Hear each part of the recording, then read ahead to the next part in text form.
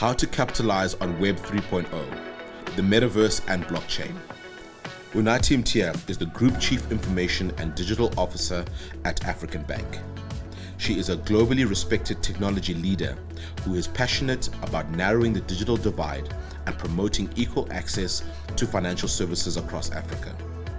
She was recognized as one of the world's leading CIOs and a winner of the Global CIO 100 in 2022. Irene Kiwia is the co-founder and CGO of Adanian Labs, a pan-African tech venture studio scaling technology businesses.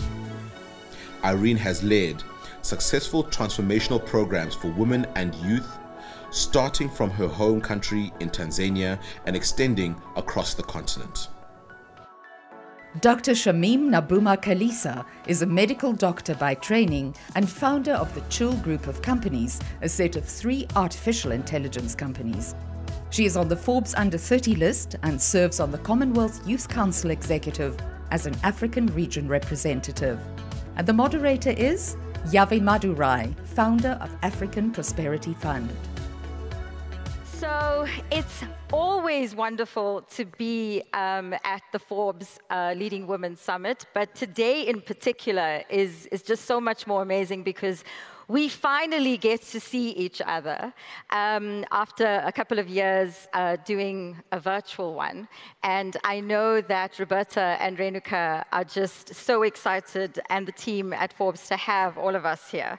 In this panel today, we are going to be talking about what we know in terms of Web 3.0 and in terms of the 3rd iteration. So pandemic lockdowns around the world forced remote working, as all of us know, and we really turned up the dial on digital disruption, forever changing our lives, both personally and professionally. Such digital shifts have driven a radical transformation. I'm sure there's no one in this room that will disagree with me in terms of key technologies such as blockchain, cloud computing, VR in terms of virtual reality, augmented reality AR, and artificial intelligence AI. And these are the building blocks of 3.0. in case you didn't know. Web 3.0 is the 3rd iteration, as I said, of the internet that interconnects data in a decentralized way. So the original iteration connected us in a centralized way to deliver a faster, safer, and more personalized user experience. You would have all heard about things like ChatGPT in the last couple of weeks and wondering what it is, for those of you that don't. This is now one of the building blocks of Web 3.0. Today, we're going to be looking at this Web 3.0, the Metaverse and blockchain, through the lens of 3 very specific things. My sisterhood up here, my digital sisterhood, and I are going to be talking very quickly about financial services and corporate digitalization, entrepreneurship and the digital economy, and Africa being the digital frontier of the world. Ladies, we are finally here after a couple of hours of chatting and getting to know each other. We are finally here. We are finally at the future. So I'm going to get straight into it. Irene, to my left, my lovely East African sister. And you need to know I am a huge advocate from an East African digital hub perspective, because when you see what is happening in East Africa's digital innovation, it can blow the mind. You don't need to go to Silicon Valley. So you come from the digitalization disruption hub of Africa, if I can put it that way, the home of true startups. Like, that is where true startups are seen. What are some of the things happening when we talk about Web 3.0, this 3rd iteration, the building blocks and all of these lovely things? What are some of the things that are happening when we talk about Web 3.0 in terms of East Africa? Wow. East Africa is quite exciting. A lot is happening. And just to put into context, East Africa already led a huge disruption over 15 years ago with mobile money. With lack of legacy financial institutions, mobile money came through and it powered a full infrastructure of consumers, and service providers, creating a whole new economy, right? So with Web 3.0, there's a whole infrastructure and a new disruption that is happening on top of it. You know, if you look at access to finance, if you look at access to healthcare, access to agriculture, there's a lot of innovation in East Africa being built around ensuring that in access to finance, lending, is done the right way. That payments are done the right way. So blockchain is actually being used in real time. We have startups that are building disruptions on mobility of healthcare. We're talking about ownership of data. These things are already being done in East Africa. So it's quite an exciting space. So you are talking about payments and banking, access to financial services. So access to financial services and access to finance is the #1 issue on the continent for women in general, right? I'm going to come through to you, Unathi, from the great African Bank. The African Bank that was started on the basis of giving access to all in a time of oppression in South Africa. And it is said that the next phase of digitalization is going to be driven by financial services, fintech, all of those kind of lovely things, purely because just access in general to the, in terms of Africa becoming the next frontier. So it's going to come out of the financial services industry. What are some of the things that you think that you are seeing, that you are strategizing about in boardrooms that we don't have access to? What are some of those things going to be in terms of this next phase of driving digitalization in the financial services space? Thanks, Yavi. Firstly, it's really an honor to be here amongst such influential women. And thanks for that question. So we have an interesting story at African Bank. So we pride ourselves by being the bank for the people, by the people, serving the people. Our purpose is really to advance lives, and we do so through financial services. And it's a very specific way how we think about digital transformation. So digital transformation and our tech strategy seeks to advance these lives through inclusive technology.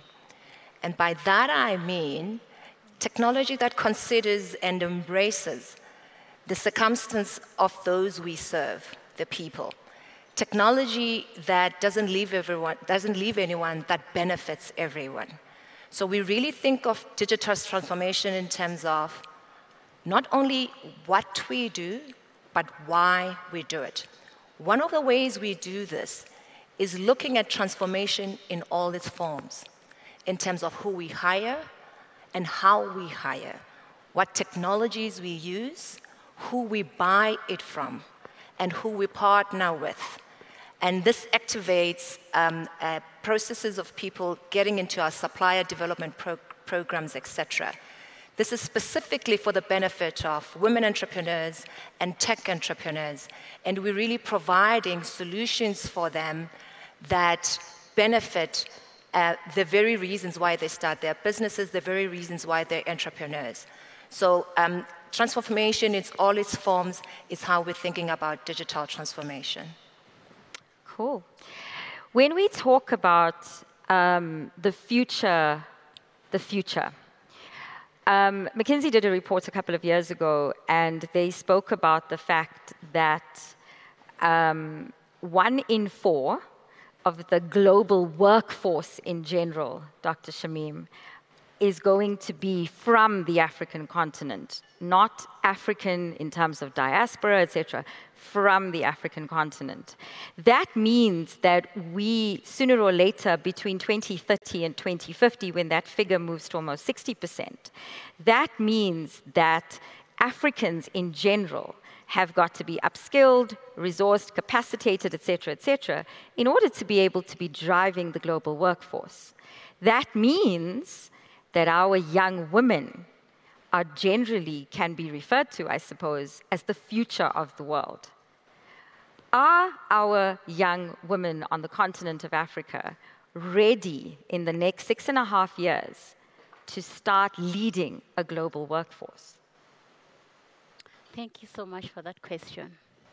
As a young woman entrepreneur, for me, I think the first thing to be done is democratization. Digitalization is not only for those in the towns and cities, it's also for those in the rural areas. I can give an example. When acquiring skills for women, most of the ones that acquire these skills and have these opportunities are usually found in towns. What about those in the villages, in those areas that don't have internet? So to go back to your question, the gap is inequality. And the best way for us to close this gap is to democratize. Democratization is making sure that every woman can be able to access internet services, can be able to access the skills they want, and they can be able to compete everywhere.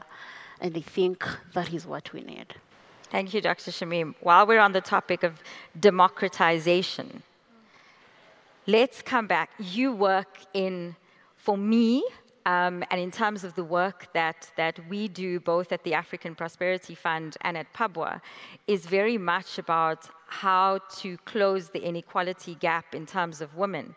You work in one of the most exciting spaces for me personally, and that is digitalization and the informal economy. Now, it is said, because we don't actually have the stats, and this is one of the things that really upsets me, but we don't have confirmed stats, it's kind of generalized stats, is that, 70% of Africa is from the 70% of our revenue on the continent across 55 nations is from the informal economy. And 80% of that are women in terms of informal traders, et cetera, et cetera. And I want to be very clear about what informal traders are or the informal economy. So that category, we always think it's about, mama on the side of the road selling, hawkers and those kind of things. It's not only that.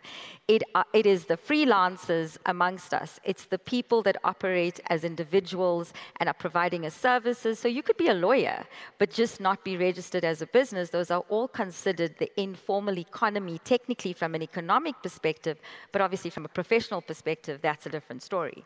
So to come back to you, Irene, what are the opportunities from a digitalization perspective in terms of the future of Africa for the informal economy? Thank you so much for that, because we started a whole business because we wanted to digitize the informal sector. So the face of Africa is actually informally driven. Yes. And we see this every day in our everyday lives. The informal sector constitutes to 80% of sub-Saharan Africa, and it contributes to around 70%, like you said, to the GDP of the relevant countries. And over 70% of the people in the informal sector are women.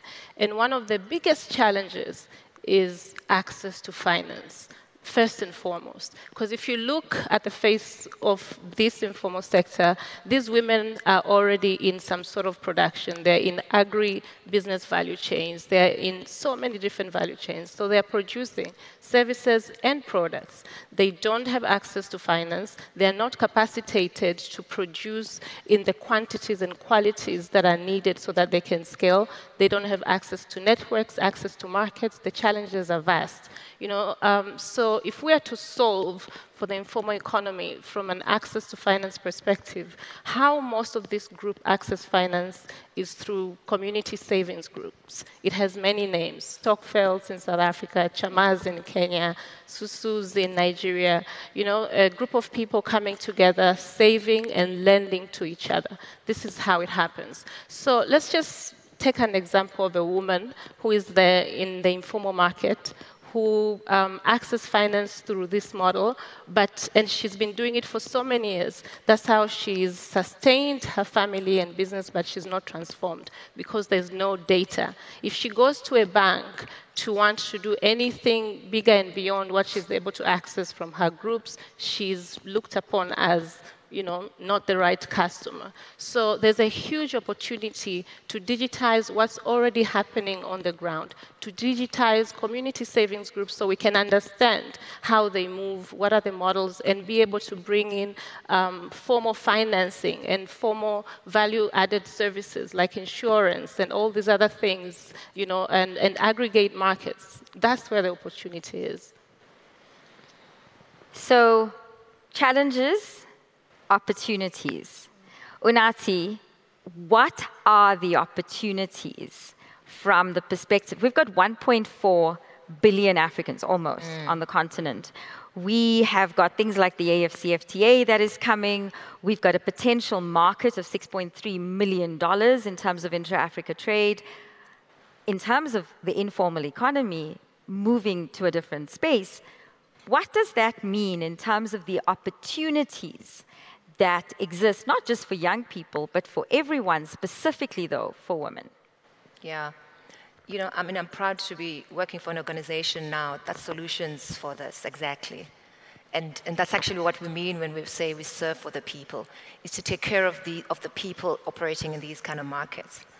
So there's an obvious fact of how the new technologies, as you mentioned them earlier, artificial intelligence, etc., really provide us and offer us a number of opportunities. But what really matters is exactly the problems that she's referring to and how we solution for them. So through very specific partnerships, through technology platforms that we're using, we are solutioning for these kind of entrepreneurs. Through partnership, we are solutioning for them to really focus on the very challenges that trip them as entrepreneurs, like trying to get access to finance, like having a particular background of having done other transactions and opportunities, is solutioning for these. So our business banking segment actually focuses on this. And this is why I was saying we think of digital transformation as more than just digital transformation. We think of it in transformation in all of its forms, how we transform our markets, how we really advance lives in such a way that we can claim we are the bank for the people.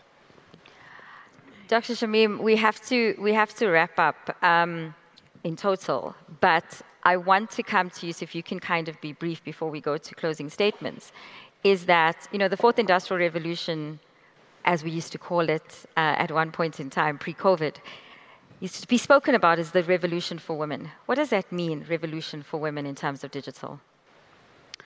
Digital revolution means to me that women should come from using the manual ways to going to using at least things that have some technology into them. For example, just imagine a woman who has to move over 30 kilometers from the village to go and access health services from a doctor, an appointment. But with access of internet and technology, a woman can, schedule an appointment and be able to see a doctor and be able to access the services. So that is what digital revolution means to me. And something else I can also talk about, look at the women who usually sell onions, tomatoes, and everything at the roads of different countries.